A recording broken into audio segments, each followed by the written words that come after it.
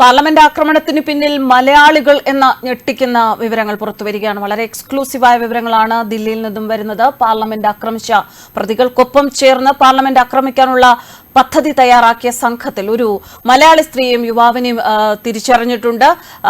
ശബരിമല വിവാദത്തിൽ അടക്കം ഉൾപ്പെട്ട സ്ത്രീയാണിത് എന്നാണ് കേൾക്കുന്നത്. അത് നശിപ്പിച്ചു കളയുക എന്നത് ഇവരുടെ ലക്ഷ്യമായിരുന്നു. ഇന്ത്യ വിരുദ്ധ രാജ്യങ്ങളിലും പാകിസ്ഥാനിലും ചൈനയിലുമൊക്കെ ജനങ്ങളെ ആവേശം കൊള്ളിക്കുക എന്നതെല്ലാം പണം വാങ്ങി ഇത്തരത്തിൽ സമരം ചെയ്യുന്ന ഇക്കൂട്ടരുടെ ലക്ഷ്യമാണ്. ഇപ്പോൾ വിവരങ്ങളുമായി ശ്രീ വിൻസ് മാത്യു നമുക്കൊപ്പമുണ്ട്. എന്തൊക്കെയാണ് വിൻസ് മാത്യു നമുക്ക് ലഭിച്ചിരിക്കുന്ന വിവരങ്ങൾ എന്ന് പറയാമോ? കവിത, മലയാളികളുടെ ബന്ധം സ്ഥിരീകരിച്ചിട്ടുണ്ട്. ഈ അറസ്റ്റിലായിട്ടുള്ള പ്രതികൾ അവർക്ക് മലയാളികളുമായി ഉള്ള ബന്ധം, ഇവരുടെ പല ആക്ടിവിറ്റീസിലും മലയാളികൾ പങ്കെടുത്തിട്ടുണ്ട്. പ്രധാനമായിട്ടും ഒരു സ്ത്രീയും ഒരു പുരുഷനുമാണ്. അർബൻ നക്സലുകളായിട്ടും അതുപോലെ ആന്തോളൻ ജീവികളുമായിട്ടുള്ള ആളുകളാണ്. കർഷക സമരത്തിലടക്കം വളരെ സജീവമായിട്ടുള്ളവരാണ് കേരളത്തിലെ ഈ സ്ത്രീയും പുരുഷനും. ഇവരുടെ പേരുകൾ വളരെ കൃത്യമായിട്ട് കിട്ടിയിട്ടുണ്ട്. പക്ഷേ നിലവിൽ ഇവർക്കെതിരെ കേസെടുക്കുകയോ ഇവരെ ചോദ്യം ചെയ്യുകയോ ചെയ്യാത്തതിനാൽ നമുക്ക് ഇവരുടെ പേരുകൾ പുറത്തുവിടുവാൻ പറ്റില്ല. അവർക്ക് അവരുടെ പേരുകൾ സുരക്ഷിതമായിട്ട് സംരക്ഷിക്കുകയും അവരുടെ പേഴ്സണലായിട്ടുള്ള വിവരങ്ങൾ സംരക്ഷിക്കുകയും ചെയ്യാനുള്ള അവർക്ക് നിയമപരമായിട്ടുള്ള സുരക്ഷിതത്വമുണ്ട്. അതിനെ നമ്മൾ ബഹുമാനിക്കുന്നു. പക്ഷേ ഇവരെ അടുത്ത ദിവസം വിളിപ്പിക്കും, ഇവരെ ചോദ്യം ചെയ്യും, ഒരുപക്ഷെ കസ്റ്റഡിയിലെടുക്കുകയോ അറസ്റ്റ് ചെയ്യുകയോ ചെയ്യും.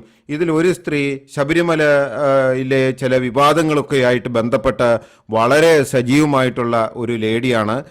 ഇവർ ഡൽഹിയിലുണ്ട്. അതുപോലെ തന്നെ ഒരു പുരുഷൻ, അത് ഈ യുവാവ് ഡൽഹിയിലെ കർഷക സമരത്തിലൊക്കെ പങ്കെടുത്ത ആളാണ്. ഇവർക്ക് ഈ രണ്ടു പേർക്കും ഇതുമായി ബന്ധമുണ്ട്. മുമ്പ് വനിതാ ബോക്സർമാർ ഡൽഹിയിൽ നടന്ന സമരത്തിലും ഇവർ സജീവമായിരുന്നു. ഇത്തരം സെല്ലുകൾ ഡൽഹിയിലെ ഇത്തരം സമരങ്ങളുമായി ബന്ധപ്പെട്ട് വളരെ ആക്റ്റീവായിട്ടുള്ള ഒരു ആളുകളാണ്. പെട്ടെന്ന് ജനക്കൂട്ടത്തെ ആകർഷിക്കുക, അല്ലെങ്കിൽ ഫ്ലാഷ് മോബുകൾ സൃഷ്ടിക്കുക, ചില പ്രതിഷേധങ്ങളൊക്കെ ഗിമക്കുകളൊക്കെ കാട്ടുക, ഇതൊക്കെയാണ് ഇവരുടെ ലക്ഷ്യം. അർബൻ നക്സലുകൾക്കും അതുപോലെ ആന്തോളൻ ജീവികൾക്കുമൊന്നും വലിയ തോതിലുള്ള ഇവരെ ഭീകരർ എന്നോ തീവ്രവാദികളെന്നോ എന്നൊക്കെ വിശേഷിപ്പിക്കുന്നത് അത് തീവ്രവാദികൾക്കും ഭീകരർക്കും തന്നെ നാണക്കേടാവും. കാരണം ഒരു തോക്ക് എടുക്കാൻ പോലും, അല്ലെങ്കിൽ ഒരു തോക്ക് കാണുവാൻ പോലുമുള്ള ഒരു ത്രാണിയോ ഒന്നും ഇവർക്കില്ല. ഭയമാണ്. തോക്ക് കണ്ടാൽ മൂത്രമൊഴിക്കുന്ന ടീമുകളാണ് ഇവരൊക്കെ. അതുപോലെ തന്നെ മുട്ടുകൂട്ടിയിടിക്കും പോലീസിൻ്റെ യൂണിഫോം കണ്ടാൽ. അത്തരത്തിൽ ഒരു ഭീരുക്കളാണ് ഈ അർബൻ നക്സലുകളും അതുപോലെ ഈ ആന്തോളൻ ജീവികളുമായിട്ടുള്ള ഇവരൊക്കെ. ഇതിൽപ്പെട്ട ഒരു ശബരിമല വിവാദത്തിൽപ്പെട്ട സ്ത്രീയും കർഷക സമരത്തിൽ സജീവമായിട്ട് പങ്കെടുത്ത ഒരു മുൻ ആന്തോളൻ ജീവിയും ഒക്കെ ഇതിൻ്റെ പിന്നിലുണ്ട്. ഇയാളെ ആന്തോളൻ പ്രസ്ഥാനത്തിൽ നിന്നും പുറത്താക്കിയതാണ്. ഇവർ രണ്ടു പേരും നിരീക്ഷണത്തിലാണ്. ഇവരെ ചോദ്യം ചെയ്ത് ആവശ്യമെങ്കിൽ അറസ്റ്റ് നടപടികളുണ്ടാവും. ഈ കസ്റ്റഡിയിൽ ഇപ്പോൾ ഉള്ള പ്രതികളുമായി ഇവർ പങ്കെടുത്ത ചില ക്ലിപ്പുകൾ കിട്ടിയിട്ടുണ്ട്. പ്രധാനമായിട്ടും ഹരിയാന ജിൻഡിയിലെ നീലം എന്ന യുവതി, ഇവർ ടിയർ ഗ്യാസ് ഉപയോഗിച്ചതാണ് പാർലമെൻറ്റിൻ്റെ പുറത്ത്. പാർലമെൻറ്റിൽ ആക്രമണം നടത്തുന്ന അതേ സമയത്ത് പാർലമെൻറ്റിൻ്റെ പുറത്ത് ഇവർ ടിയർ ഗ്യാസ് പോലുള്ള പുക നിറഞ്ഞ വാതകം ഉപയോഗിക്കുകയും ആളുകളെ പരിഭ്രാന്തരാക്കുകയും അവരെ അറസ്റ്റ് ചെയ്യുകയും ചെയ്തിരുന്നു. ഈ സ്ത്രീ നീലത്തിൻ്റെ സുഹൃത്തുക്കളാണ്. നീലവുമായി ബന്ധപ്പെട്ട് ഇവർ പല പരിപാടികളിലും പങ്കെടുത്തിട്ടുണ്ട്, കേരളത്തിലെ ഈ സ്ത്രീയും പുരുഷനും. അതുകൊണ്ട് തന്നെ ഇവർ നിരീക്ഷണത്തിലാണ്. മലയാളി ബന്ധങ്ങളാണ് പാർലമെന്റ് ആക്രമണവുമായി ബന്ധപ്പെട്ട് പുറത്തു വരുന്നത്. ചന്ദ്രനിൽ പോയാലും ചായക്കട നടത്തിയാലും ലോകത്തെവിടെ പോയാലും മലയാളി ഉണ്ടാവുമെന്ന് പറഞ്ഞ പോലെ പാർലമെന്റ് ആക്രമണത്തിന് പിന്നിൽ മലയാളികളുടെ ഒരു സ്വാധീനവും അവരുടെ ഒരു ഇടപെടലും കാണുന്നുണ്ട്. പാർലമെന്റ് ആക്രമണവുമായി ബന്ധപ്പെട്ട കേസിലെ പ്രതികൾക്ക് മലയാളി ഈ രണ്ട് പേരിൽ അധികവും അതിൽ കൂടുതൽ ആളുകളുമായിട്ട് ബന്ധമുണ്ട്, നിരന്തരമായി ബന്ധം സ്ഥാപിച്ചിട്ടുണ്ട്. ഇതിൻ്റെ മറ്റൊരു വശമുണ്ട്. ഇത്തരം ആക്രമണങ്ങൾ ഇനി രാജ്യത്ത് വർദ്ധിക്കും. പ്രധാനമായിട്ടും പ്രധാനമന്ത്രി പങ്കെടുക്കുന്ന ചടങ്ങുകൾ, വിദേശ രാജ്യത്ത് നിന്ന് നേതാക്കൾ വരുമ്പോൾ, അതുപോലെ പാർലമെന്റ് മന്ത്രിമാർ പങ്കെടുക്കുന്ന, കേന്ദ്രമന്ത്രിമാർ പങ്കെടുക്കുന്ന ചടങ്ങുകൾ, ഇതിനകത്തൊക്കെ ചില കലപില ഉണ്ടാക്കുക, ന്യൂയിസൻസ് ഉണ്ടാക്കി അങ്ങനെ രാജ്യാന്തര ശ്രദ്ധയും പാകിസ്ഥാന്റെ ശ്രദ്ധയും ചൈനയുടെ ശ്രദ്ധയും ഒക്കെ ആകർഷിക്കുക. പാകിസ്ഥാനിലെയും ചൈനയിലെയും മാധ്യമങ്ങൾക്ക് വാർത്ത സൃഷ്ടിച്ചു കൊടുക്കാനും പാകിസ്ഥാനിലെയും ചൈനയിലെ ജനങ്ങൾക്ക് ആവേശം കൊള്ളിക്കാനും അവിടുത്തെ മാധ്യമങ്ങളിൽ ഇത്തരം വാർത്തകൾ ഇന്ത്യൻ പാർലമെന്റ് ആക്രമിച്ചു, ഇന്ത്യൻ പാർലമെന്റിൽ ടിയർ ഗ്യാസ് പ്രയോഗം, സ്പീക്കർക്കെതിരെ പാഞ്ഞെടുത്തു, പ്രധാനമന്ത്രി സഭയിലില്ലായിരുന്നു, MP-മാർക്ക് ജീവൻ ഭീഷണി, ഇങ്ങനെയൊക്കെ പാകിസ്ഥാനിൽ വലിയ തോതിൽ ചൈനയിലൊക്കെ വാർത്ത വരികയാണ്. ഇന്ത്യ വിരുദ്ധ രാജ്യങ്ങളിൽ ഇത്തരം രാജ്യങ്ങളിലൂടെ വാർത്ത വരുമ്പോൾ അവിടുത്തെ ജനങ്ങളെ കോരിത്തെരിപ്പിക്കുകയാണ് അവിടുത്തെ ഭരണാധികാരികൾ. ഇതിൻ്റെയൊക്കെ ഒരു ക്യാപ്സ്യൂളാണ് ഇവർ ഇട്ടുകൊടുക്കുന്നത്. ഇതിനൊക്കെ രാജ്യാന്തര ബന്ധമാണ്. ഇന്ത്യയിലെ തീവ്രവാദികളുമായിട്ടോ ഇന്ത്യയിലെ ഭീകര പ്രസ്ഥാനങ്ങളുമായിട്ടോ തീവ്ര നിലപാടുകാരുമായിട്ടോ ഒന്നും ഇവർക്ക് ബന്ധമില്ല. പക്ഷേ രാജ്യാന്തര തലത്തിൽ ഫണ്ടുകൾ ശേഖരിച്ച് ഇന്ത്യൻ നക്സലുകളും ഈ അർബൻ നക്സലുകളും അതുപോലെ ആന്തോളൻ ജീവികളും പിന്തിരിപ്പന്മാരും ഒക്കെ ഇത്തരത്തിലുള്ള ഈ ന്യൂയിസൻസ് പ്രയോഗം നടത്തുകയാണ്. നിരവധി കാര്യങ്ങൾ ഇവർ പ്ലാൻ ചെയ്യുന്നുണ്ട് എന്നാണ് ഇപ്പോൾ ലഭ്യമാകുന്ന വിവരം. ശ്രീ വിൻസ് മാത്യു, പാർലമെന്റിലെ ചെങ്കോൽ തകർക്കുക, അതുവഴി ഹിന്ദു വിരുദ്ധരുടെ ഹീറോകൾ ആകുക എന്നതും ഇക്കൂട്ടരുടെ ലക്ഷ്യമായിരുന്നു എന്ന് കേൾക്കുന്നു. എന്താണ് അതിനെക്കുറിച്ചുള്ള വിശദാംശങ്ങൾ? പാർലമെന്റ് ആക്രമിച്ച ആക്രമികളുടെ ലക്ഷ്യം ചെങ്കോലായിരുന്നു. നമുക്കറിയാം, ചെങ്കോലുമായി ബന്ധപ്പെട്ട് അതവിടെ സ്ഥാപിച്ചപ്പോൾ നിരവധി വിവാദങ്ങളും അതുപോലെ വർഗീയ ധ്രുവീകരണങ്ങളും വർഗീയപരമായിട്ടുള്ള പരാമർശങ്ങളും ആക്ഷേപങ്ങളും അധിക്ഷേപങ്ങളും ധാരാളം വന്നിരുന്നു. ഈ ചെങ്കോൽ അവിടെ നിന്നും എടുത്തു മാറ്റുക അല്ലെങ്കിൽ തകർക്കുക, സ്പീക്കർക്ക് സമീപം സ്ഥാപിച്ചിരിക്കുന്ന ചെങ്കോൽ അത് എടുത്ത് തറയിലിടുക അല്ലെങ്കിൽ അതിനെ കളങ്കപ്പെടുത്തുക, അത് രാജ്യത്തിൻ്റെ വലിയ അഭിമാനവും ദീപസ്തംഭവുമായിട്ട് പുതിയ പാർലമെന്റ് സ്ഥാപിച്ചപ്പോൾ ഏറ്റവും വലിയ പരിഗണന കൊടുത്ത ഗവൺമെന്റ് ഒരു ചടങ്ങ് തന്നെയായിരുന്നു. അത് രാജ്യത്തിന് തന്നെ ഒരു അപമാനമാകും. പ്രത്യേകിച്ച് പ്രധാനമന്ത്രി, ഇന്ത്യൻ പ്രസിഡന്റ്, സ്പീക്കർ, ഭരണകക്ഷി അംഗങ്ങൾ, ഗവൺമെന്റ്, കേന്ദ്ര സർക്കാർ, ഇതിൻ്റെ നയങ്ങൾ, ഇതിനെല്ലാമുള്ള വലിയ തോതിലുള്ള ഒരു തിരിച്ചടി കൊടുക്കുവാൻ ഈ ചെങ്കോലെടുത്ത് താഴെയിടുന്നതിലൂടെ സാധിക്കും.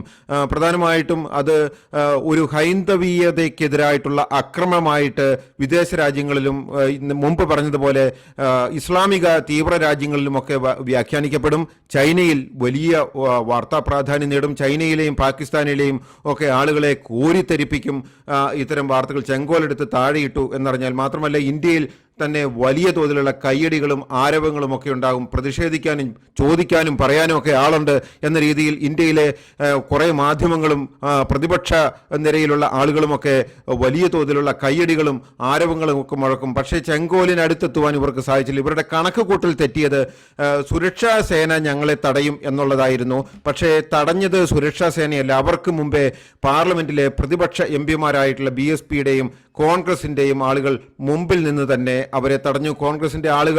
കോൺഗ്രസിൻ്റെ പ്രത്യേകിച്ച് പഞ്ചാബിൽ നിന്നുള്ള MP ഇവരെ തടയുക മാത്രമല്ല, നല്ല ഇടിയും കൊടുത്തു. പ്രായമായ MP-മാർ വന്നു വരെ നല്ല രീതിയിൽ ഈ അക്രമികളെ സഭയ്ക്കകത്തിട്ട് ശരിക്കും നല്ല രീതിയിൽ കൈകാര്യം ചെയ്തതിന് ശേഷമാണ് ഇവരെ സെക്യൂരിറ്റിക്കാർക്കും പോലീസിനും തന്നെ കൈമാറുന്നത്.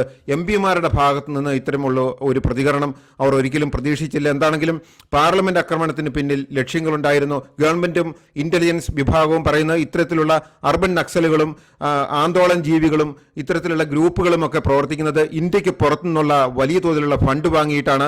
പാകിസ്ഥാനിൽ നിന്നും ചൈനയിൽ നിന്നും ഇന്ത്യ വിരുദ്ധ രാജ്യങ്ങളിൽ നിന്നുമൊക്കെ ഇവർ ഫണ്ട് സമാഹരിച്ചുകൊണ്ട് കേന്ദ്ര സർക്കാരിനെ അപമാനിക്കുക, രാജ്യത്തിൻ്റെ ദീപസ്തംഭങ്ങളായിട്ടുള്ള പാർലമെന്റ് അങ്ങനെയുള്ള സ്ഥാപനങ്ങളിൽ കയറി ആക്രമണമുണ്ടാക്കുക അല്ലെങ്കിൽ ന്യൂയിസൻസ് ഉണ്ടാക്കുക, പ്രധാനമന്ത്രിയുടെ പരിപാടികളിൽ ഗോഗോ വിളിച്ച് അലങ്കോലപ്പെടുത്തുക അല്ലെങ്കിൽ കരിങ്കൊടി പൊക്കുക അല്ലെങ്കിൽ ശബ്ദമുണ്ടാക്കുക, ഇത്തരത്തിലുള്ള ചെറിയ ചെറിയ കലാപരിപാടികളിലൂടെ വലിയ വലിയ വലിയ പ്രചാരണവും പ്രശസ്തിയും നേടി രാജ്യത്തിന് പുറത്തേക്ക് രാജ്യത്തെയും രാജ്യത്തിൻ്റെ അന്തസ്സിനെയും കളങ്കപ്പെടുത്തുക.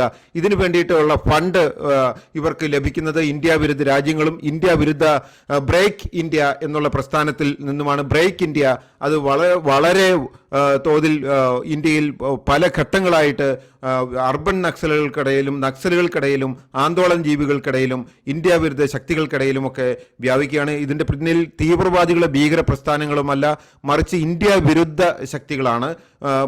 എടുത്തു പറയേണ്ട മറ്റൊരു വിഷയം, ഇവർക്ക് ഇത്തരത്തിലുള്ള ടീമുകൾ കേരളത്തിൽ നിന്നടക്കമുള്ളവർക്ക് ഡൽഹിയിൽ പണിയും കൂലിയും വരുമാനവും ഒന്നുമില്ലാതെ ഇവർ ഡൽഹിയിലൊക്കെ അലഞ്ഞു നടക്കുകയാണ്. ഇത്തരം ആളുകൾ ഇങ്ങനെയുള്ള ഏകദേശം ഒരു 10,000-2,000-ഓളം ആളുകളെ ഡൽഹിയിൽ പണിയും കൂലിയും ജോലിയും ഭക്ഷിക്കാനുള്ള കാശ് പോലും ഇല്ലാതെ ഇവർക്കൊക്കെ ചെലവിനൊക്കെ കൊടുത്ത് ഇവർക്കൊക്കെ ആവശ്യമായിട്ടുള്ള ഫണ്ടും താമസ സൗകര്യങ്ങളും സംവിധാനങ്ങളൊക്കെ കൊടുത്ത് ഇവരെ അവിടെ ഡൽഹിയിൽ താമസിപ്പിക്കുകയാണ്. പ്രധാനമായിട്ടും ഈ കേരളത്തിൽ നിന്നുള്ള ഈ പാർലമെന്റ് ആക്രമണത്തിൽ സംശയിക്കുന്ന സ്ത്രീയെയും പുരുഷനെയും പോലുള്ള ഇവരെ പോലുള്ളവർക്ക് ഒരു പരിപാടിയും ഡൽഹിയിലില്ല, ജോലിയോ കാര്യങ്ങളോ ഒന്നുമില്ല.